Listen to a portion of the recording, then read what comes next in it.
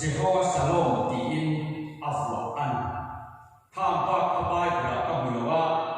tham pa khan ka chul fi tiam lawa zalila hian he tu pui hi he zoram hian mamo he ni a sia ta ka leya achan chu kan ko wa kon kan se ka soi tam angai lawa zoram in har sat na men lo kan to ka Christian te tan pe chuan in form nei the lo ko pin ti hian bo ruwa an ko sowa ma se ko in ne he lan pa kan biak le na ma sa per lal pa ta na ko san ho bina mai cha kan ko sai na ma sa per ni kan bu si ten o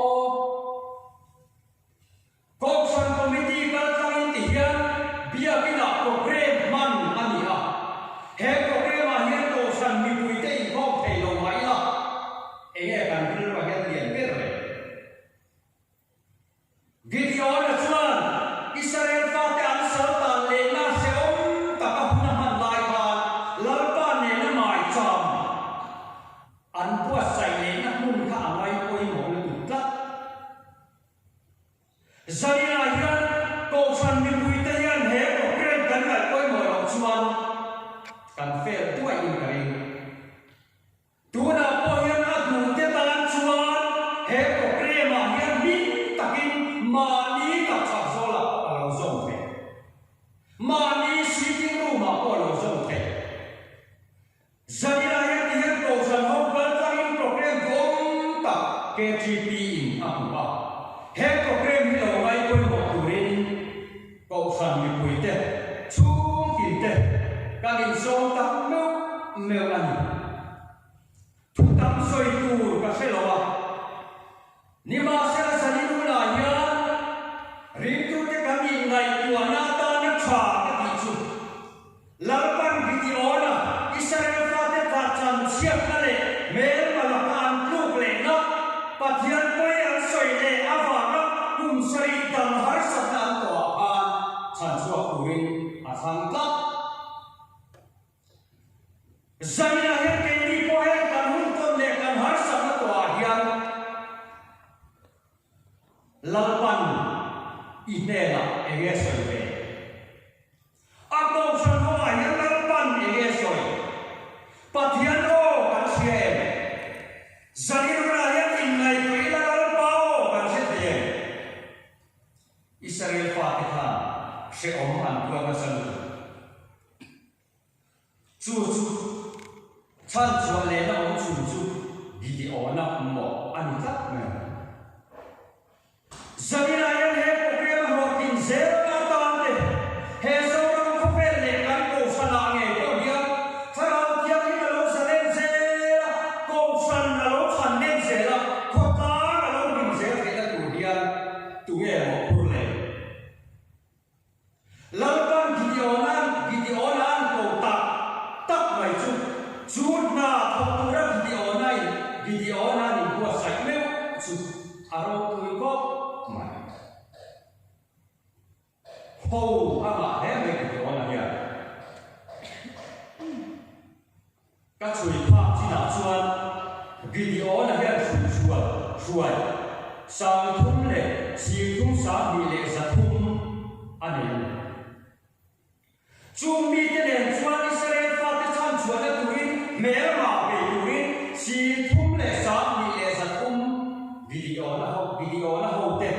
ani buat sai ani chu aro tui ko zamina ya ko fandan so iman yemo ke ti pile bari pe kan yemo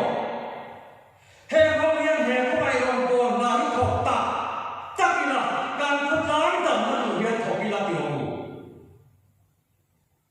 Gideon na le ho te na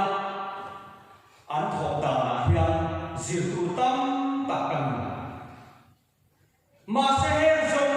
sama hian pathian a thu thok mai ti hian han soi le zel Christian za kan in cha ko sana po he ko ta nge ko hian sa ko dang bia pa phat ma kan om lo pathian ni kan ti te sabab ni kan ti te ko han se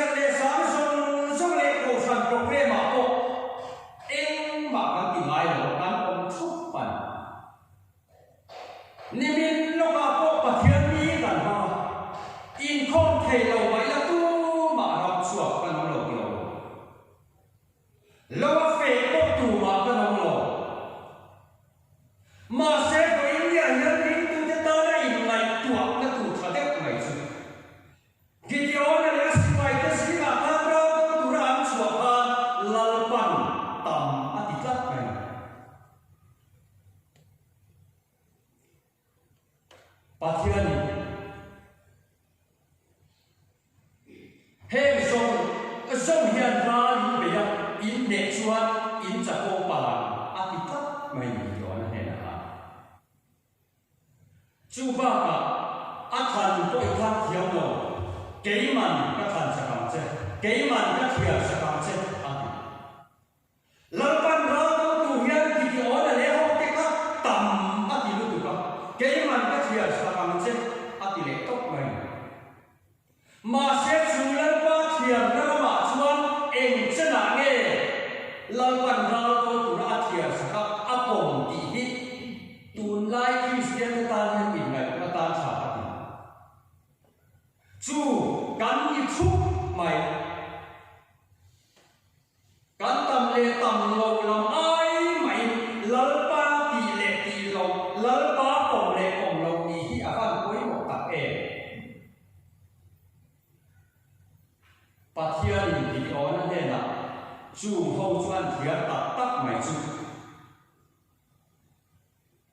ra be tu ra pathian in a ko usong chu mi za thum cha an sing ni le sam nya kan sing khat a ho tira sing khat song kha a practice tira ra do tu in an training ta ma se an training na huna kan a tam zo an la ta ni chu a van koi mo ta zanina he kan Christian na le kan sa ko biak na le kan mun ho na sim hian pathian hian mun te don ti che Kohhran committee chuan ke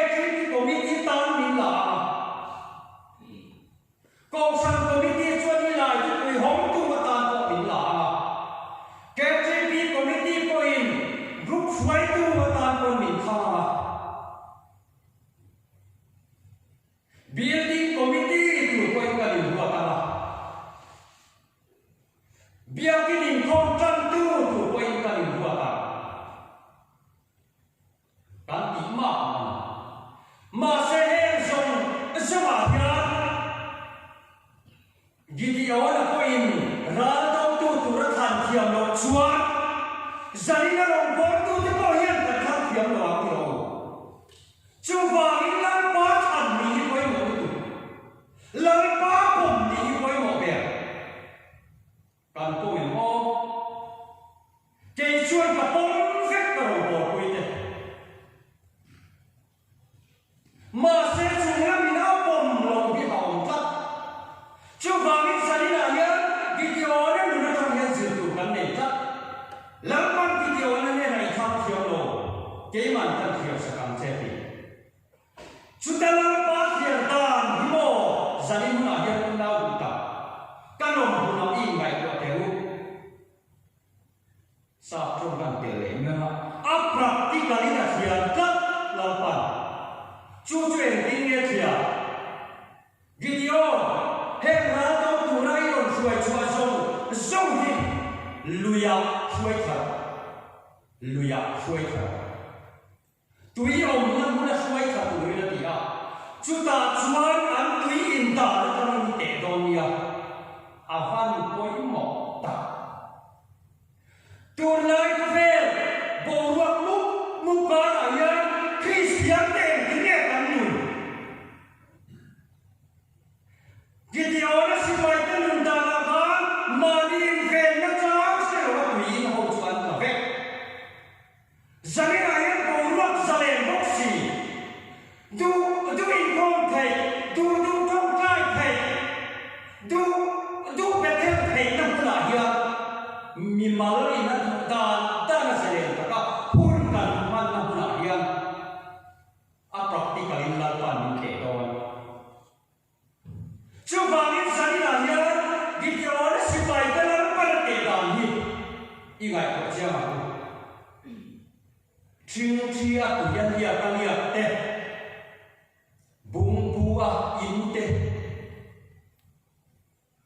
in ve na sa ni so mer ma ro da se chun an tui in lan an mong ta ma emo an lu emo an ron ka mai Mani defense na sa selo mani ham chat na tu remote ngai tu mani non to na tu ti salom na tu remote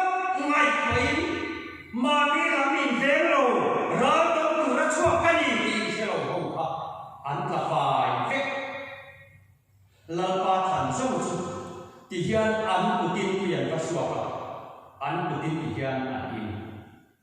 tiang tai ho chuan me ma ron ka le ka lo an se thei fe ka ma ni an defense ma ni an be the chu va ni tu bo wa ka hian ma ni kharau lam lun fe na chang lo Christian ni afan bong ta e kan soi ka in Kohhran a chuan a ho in kan ong vek don mi sing chu kan in ong vek don a hoi hom som poin chu kan ko kan ma se lal pan mi thang don chu va in sa mi ra hian Kohhran ho de he ram bo ru ka hian kan rin ta takin he na hian tran ila lal pa om Christian lal pa om Catholic member lal pa than rong on tu ni tu ri wa sa ku a thu an soi te lal pan ka sa ta mal mi so sa ko se amen